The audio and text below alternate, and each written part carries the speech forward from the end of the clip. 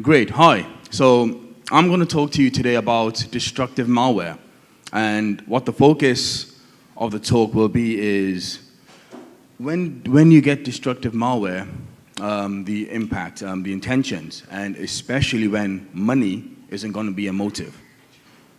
Now, we've had a lot of talks throughout the day, especially with the likes of Shamoon. And what I'm going to explain is my viewpoint and why my viewpoint is pretty unique. So what I'm going to go through is just a quick introduction. So I've been working for Mandiant for about 4 years. I'm a principal consultant based out of Dubai, where it's similar weather to over here. So this is just a regular day for me being here. In 2016, what I did is I done a lot of incident responses based in sort of Japan, Qatar, UAE, KSA. If you don't know what UAE, KSA is, UAE is the United Arab Emirates. KSA is the Kingdom of Saudi Arabia. And in 2017, especially when we started to move over more to the destructive malware, starting November, December time, we then started to look into the KSA and Qatar.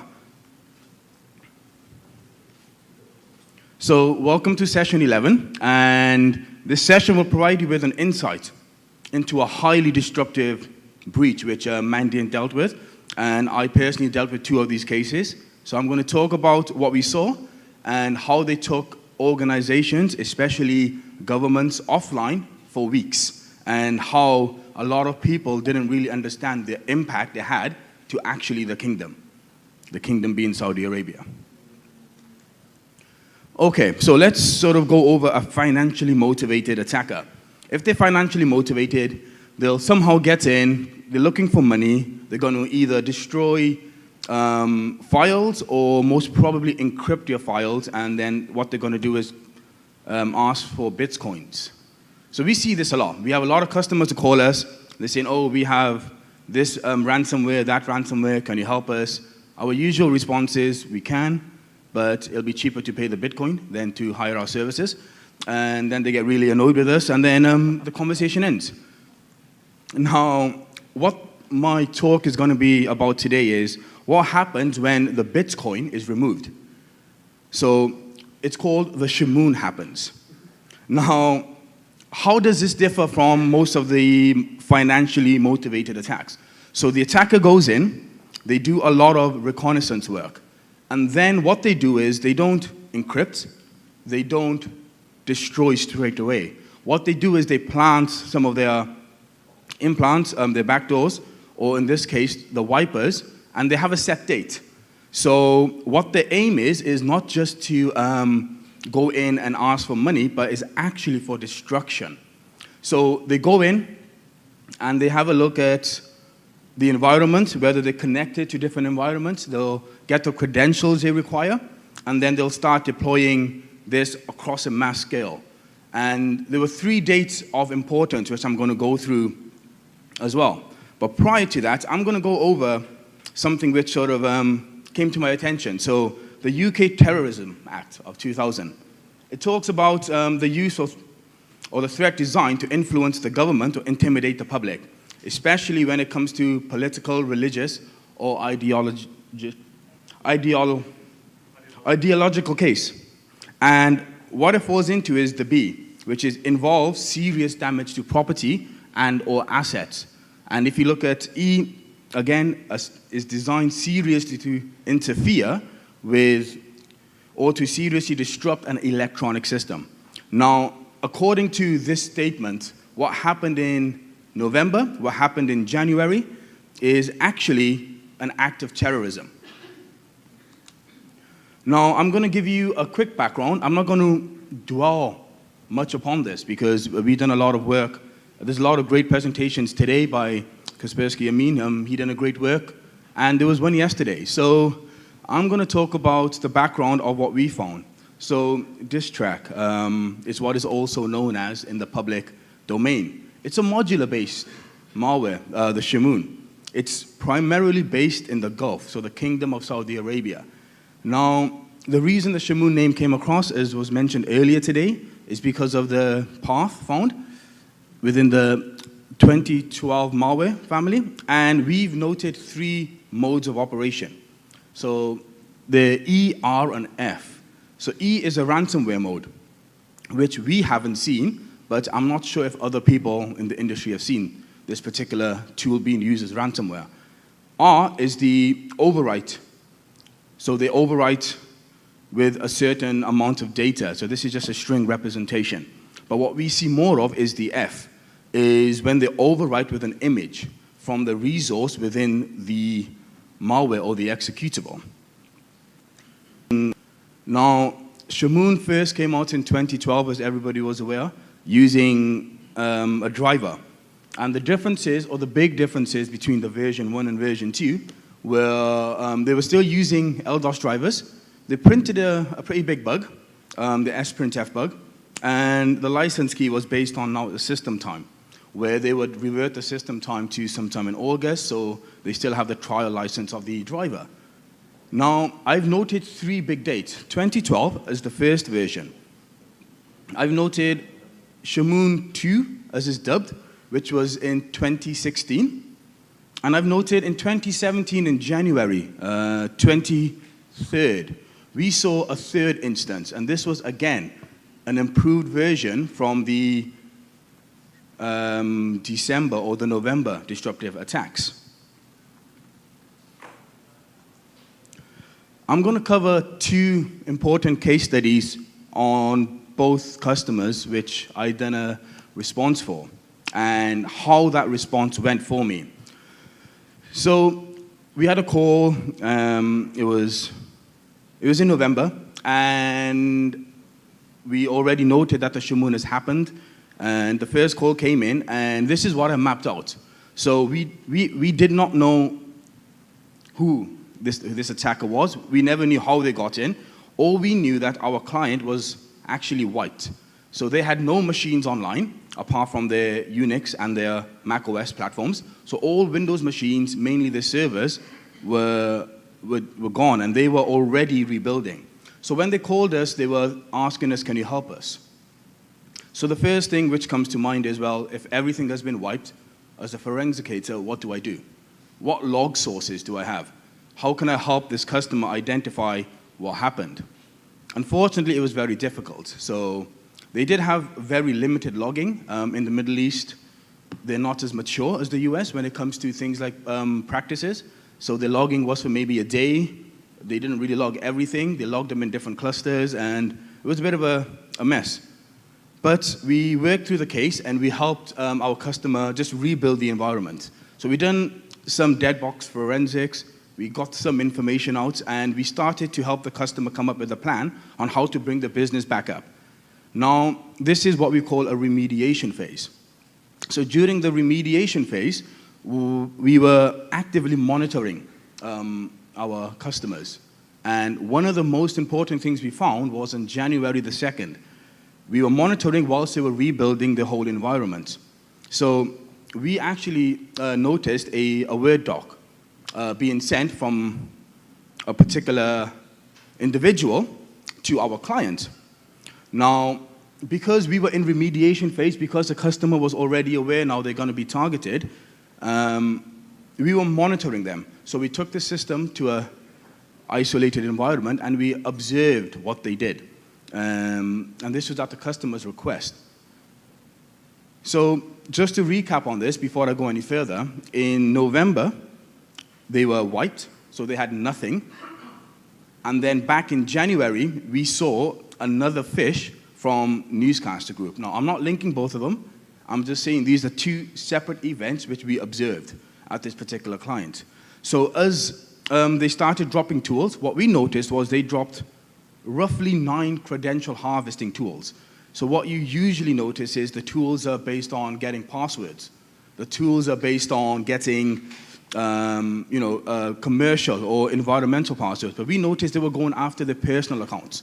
They were after their Gmail. They were after their Facebook. They were after their personal, so this user's personal email accounts.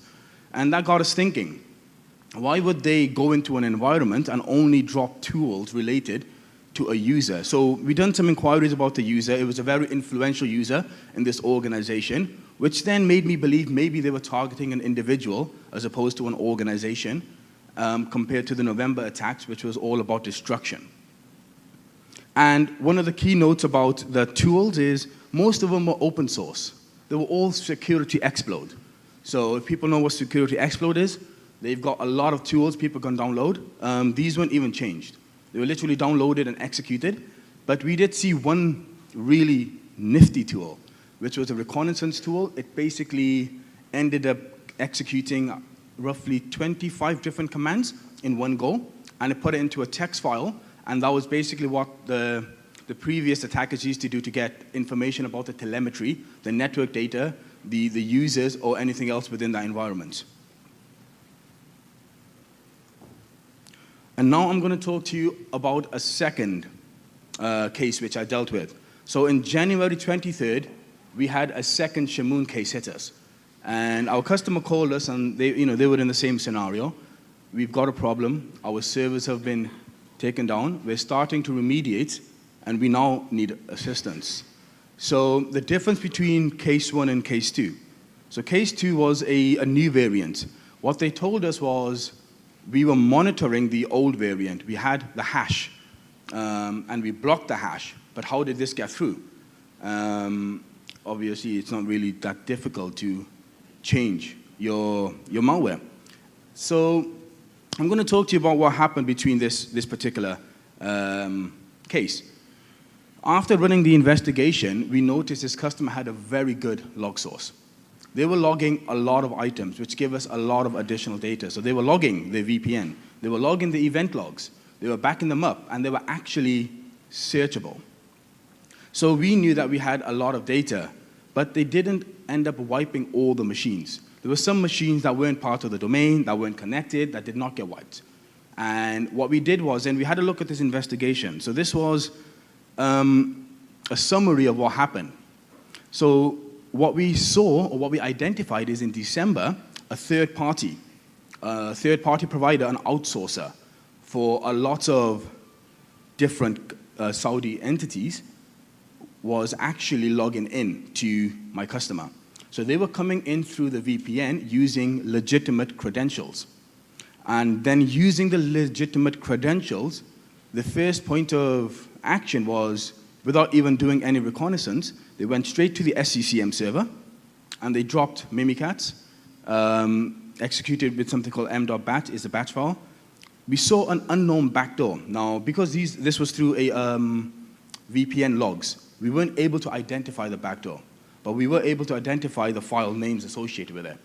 Now, the only difference between this particular malware, the Shamoon 2.1, is it was using a binary version of the public key. So the previous version was using a text file representation. This is just a simple binary version. So we noticed that on the 23rd of December was when the initial ingress happened from this third-party provider. And from the provider, they were able to then access my customer. From my customer, they were able to directly access the SCCM. So that got us thinking with the customer, how did they know where to go? Why was there no recon in this? And that alleviates to then this entity on the left-hand side. No, sorry, my left, your right. The entity on my left, your right-hand side, the third-party provider. So a lot of companies, a lot of people have third-party providers. They give them access to the VPNs. They have administration rights. And this customer learned the hard way that this third-party provider was used as a means to get in. But then from our perspective, we thought, well, this might be wider scale. How does this affect the general population when it comes to either the Kingdom of Saudi Arabia, the Gulf, or potentially other entities? So what I did not find, I wasn't sure how they got into this particular third party. We weren't able to conduct a full investigation of that third party. And I wasn't really sure of the mission, unless the mission or the goal was just cause havoc, bring down a government, or make them crippled for a few weeks. Now, one thing we did find is, now this third-party company, it outsources to a lot of different regions, Saudi Arabia being one, and they also work in Africa, in Europe, and in the US. Now, we done an investigation a few weeks ago for another third-party provider, part of the same group or part of the same third-party solution. And what we found for this particular investigation was the attackers were using the same malware in there. So they were using another third-party provider to attack another one of our customers. And we were very lucky to go to this third-party provider. They were happy for us to investigate. And these are some of the things which we found. The first thing we found was the attacker was in this third-party provider, and they were RDPing back into their own infrastructure, most probably testing, having a look. Now, what we did find is when they RDP'd, it left some forensic evidence. We found a screenshot of their desktop. So that gave us the visibility on what they were doing and some of the folders. So we were able to find multiple victims or additional Saudi Arabian customers of ours. We were able to find some of the tools, just the file names. And we were able to find some raw files. Now, the one thing I didn't put on that slide we were able to find was we found a folder linked to our third-party supplier from this case. So now these are two separate managed service providers. They were used to attack a lot of our customers from a VPN perspective, and now they're both connected because the attacker has access to both of them. Now, one of the biggest takeaways I want to sort of bring to this is you can't be as safe if you have your supplier chain accessing your environment, and once they get through all your defenses, they're able to just raise havoc. We've seen this in 2014. We've seen this in 2015. We're still seeing it, and I don't think this is going to change. We just need to make sure that we're able to secure the supply chain. In this instance, our customer cut off their VPN access, and they made them run certain compliance checks against the systems to make sure that they were clean before they connected in. And this is going to be a common theme across a lot of organizations where we saw in 2016, when I was looking at an investigation there, an M&A type of organization then were using third parties and purchasing them, and then they were joining them to the network. They had a problem. What happened was they initiated Mandiant services, and we were able to at least help them. And now every time a network now joins their core domain, they join an unsafe or a dirty network first, and then they'll migrate their services across one by one as they know it's safe. I think I heard a beep. So I believe that was my last slide. Thank you very much. If you have any questions, I think I got 2 minutes. Questions? Nobody? Excellent presentation. I have a question about the newscaster slides.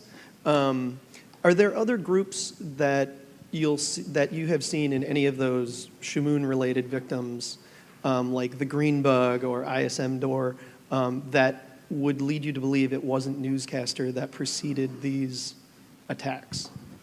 So I'm not linking the newscaster group to the Shamoon cases. For me, there were two distinctive events. We had the Shamoon incident in November, and then we had a fish coming in January. It was the same customer, but that's as much telemetry as I have. I did not see any other variances in this particular customer. But in a different case, we did see app compact file names associated with those groups, or those file names that you mentioned, the Green Bug, but it was too weak for us to correlate. Any others? Yes.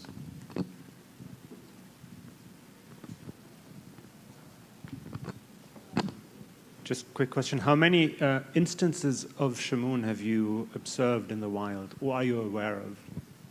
So I've personally responded to 4 cases for Shamoon. I know there's been at least 20 cases noted by the Saudi Arabian government, and these were all 20 which were destructive. A lot of them in the kingdom were kept quiet. They just went on, they rebuilt the infrastructure, took them 2-3 weeks, and they were back up and running. It's one of the reasons why many people don't know the actual effects.